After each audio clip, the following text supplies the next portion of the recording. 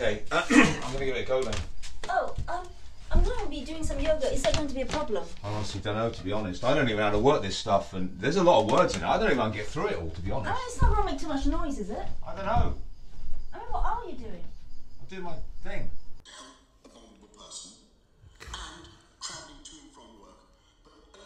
Hello, this fucking idiot. Okay, you can shut me in now, I think. Okay, mind your feet. Yeah, thanks. Yeah, see, this is the thing. See, I used to do like theatre on stages, and now I'm live and direct in my cupboard from Ladbroke Grove, West London, with Jennifer doing a yoga class in the background, man. It's like, I made this. This is like a store cupboard, you know. I nailed duvets and pillows to the walls and everything, try and soundproof it. But anyway, right, I'm just going to do my best. I've got no idea if this thing works. I don't know what this button does. I don't know. I'm probably going to fuse the national grid here. But here we go. This is my thing. There's a time to cry, but that time is not now. There's a crime to be faced, and this is not how. There's a way to be found, but it's not Tao. For the day to be won, we need to avow. You see a contagion. You make an equation.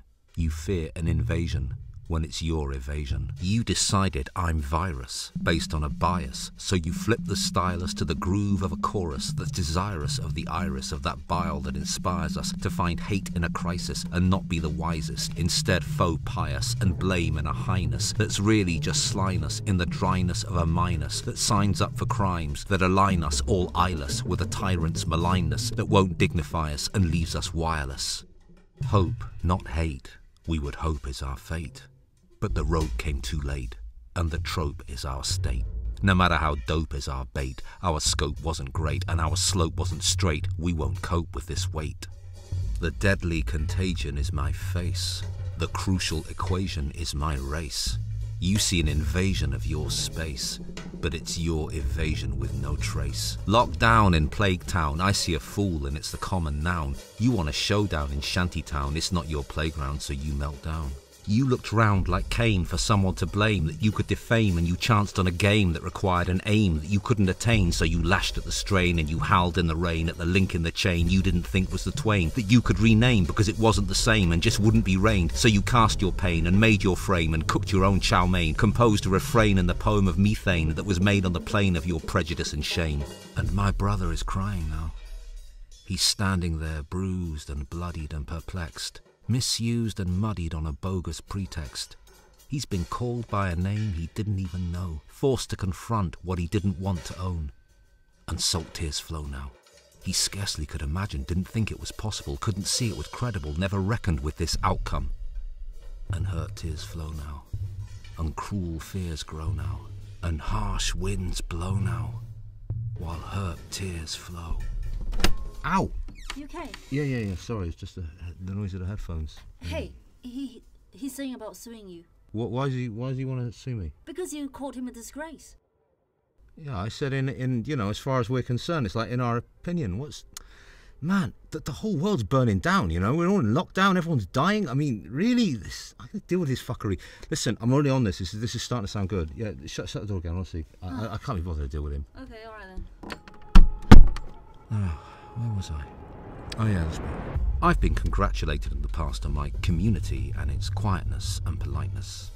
The fact we're not pesky troublemakers like those other people of colour. That we keep our heads down and graft. That we don't cause a fuss or demand the lead role in the prime time. That we don't politicise, unionise, criticise, liberalise, signalise. That in fact we acclimatise and epitomise good migrant values. That we're symphonised and syncretised and syllabised and lionised as placid and culturally civilised and visualised in an obedient, idealised paradigm. That we don't be victimised. That we allow us stigmatised. That we accept trivialised, happily dehumanised but never criminalised. That we symbolise hard-working, uncomplaining, hypnotised, pacified and cast aside as a devitalised, exoticised, normalised, privatised, ancient-wise culture that will cicatrise in silence, are minimalised in compliance, nullified in alliance and simonised as reliant.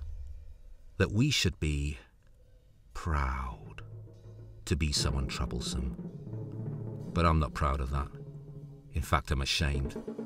I'm ashamed of the fact that we won't raise our voice. I'm ashamed we don't act or exercise our choice. I'm inflamed by our tact and that you can rejoice in our famed lack of boldness and breakage and noise. That tamed little pact we signed as your convoy to stay muted and packed and making bok choy.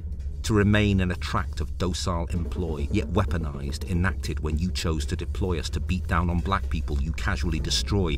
You proclaim us your bracked little bottleizing carboy, your lame and cracked ideal minority McCoy, maimed and stacked like washed-up Dipnoy. No.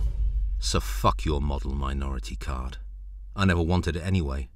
It didn't get me in your club. It deflated and frustrated and truncated and outdated and vacated and castrated and deactivated and antiquated and cultivated and desecrated and dissipated and dominated and understated and moderated and mutilated and fabricated and orchestrated and obliterated and obligated and insulated and implicated and nauseated and mutilated and regulated and fabricated and flagellated and conjugated me into a component model of celestial remove and promulgated me as your handy, hard roof and nominated my name as irrefutable proof, integrated me into the chorus of disapprove, decorated my reticence, devoided my groove, terminated my soul and my right to choose.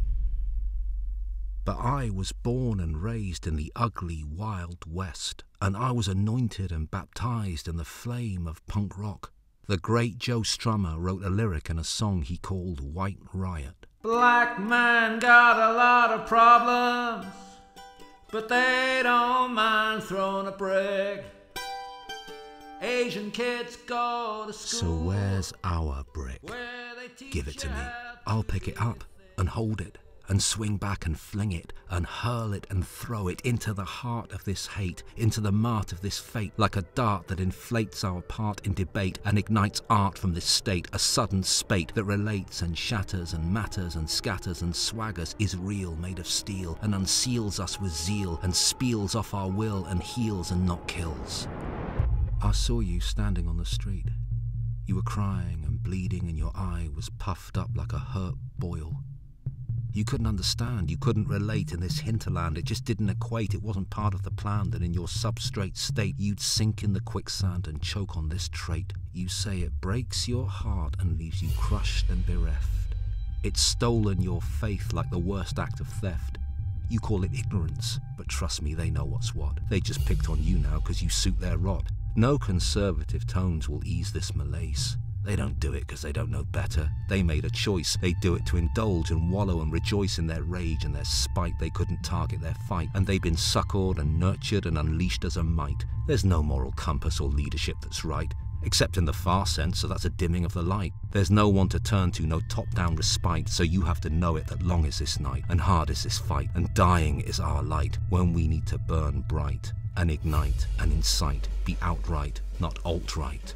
And not make common cause with a mighty government a long way away that crushes its people into submission and incarcerates minorities in the name of stemming division and surveils its citizens and curtails their dissidents and says that we're different, our rights insignificant. All we care about is material, all else is ethereal. And maybe they did cause this bacterial affliction, but I won't collude in their mythical fiction. And I won't cheer on Boris and like Nadine Dorris demand that I do, because I'm not your fool and I'm not the weaponized race of the Chinese Communist Party. I won't give any face except demand the space to say loud and clear, there is not a bone in my body that is patriotic, but I'll sing an anthem for the human race if you'll let me.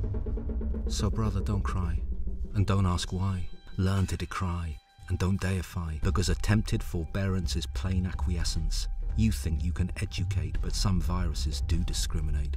And they don't predicate in a way you can militate and influence or deviate, when all they want is to eliminate, bifurcate, obliterate, devastate and dominate, empowered by the fourth estate who they emulate and imitate, led by a braying cannon of Hopkins and Farage and Yaxley Lennon, of a Sunday night TV star who thinks it's all boring but hires a lawyer to ensure that he's scoring, tanked up with cocaine and righteous omnipotence, spying in white-lash grift of fecund auspiciousness, while an anti-Semitic conspiracy brews, and Muslim migrant blame ensues, and Africans walk the streets homeless in the province of Guangzhou, while we're in the crosshairs of the nationalist crossbow.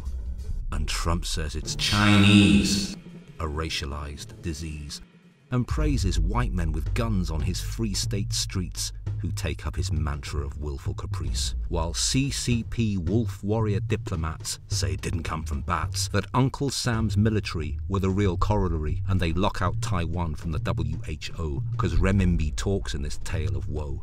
And back and forth and around they'll both swerve, Their own exoneration is all they'll preserve. A desperate tussle for geopolitical vindication, a tawdry tit-for-tat of trade war termination, while we're trapped in the middle of their lies and deceit, their mutual meltdown of malfeasant mislead. So many seek the comfort of a familiar emphasis, which indulges the rancor of their easy prejudice, the warped feel-good factor of having a target to aim for, a fantasized, fetishized figure that's baneful, that is a recourse they think they need, not a discarnate fix for your spiritual creed. Because, friend, this is what I think. That racism they espouse is not a mark of their fear or lack of knowledge or insight. It's a base instinct that dwells inside all of us, that they've now been told is okay to run with by the leaders who gave them license. Like the box of Pandora, a fetid Gomorrah, unleashed and unsilenced and released with all violence. It's not shameful anymore. In fact, it's baleful of a war that's been declared in your absence, is now there and is urgent, that requires your participation, not your meditative abdication. And perhaps we can't win, and we might even lose, so you have to choose whether to accept their script or go down with this ship, to beg for alliance or dance with defiance, because this could even be the end game. There's a time to cry, but that time is not now. There's a crime to be faced, and this is not how. There's a way to be found, but it's not Tao. For the day to be won, we need to avow that now we can't hide in shadows or cow, be ruled in divide or holier than thou, 'cause brutality crushes you when you choke. Your model minority card they revoked. If now's the climb when you choose to appease, the only rhyme you'll find is on your knees. There'll be a time for fear, but that time is not now. The price of your tears is more than Wu Mao. So brother, stand up. Take courage from your sister. Instead of victim, turn now to resister. Black man got a lot of problems, but they don't mind throwing a brick. Asian kids go to school where they teach you how to be thick.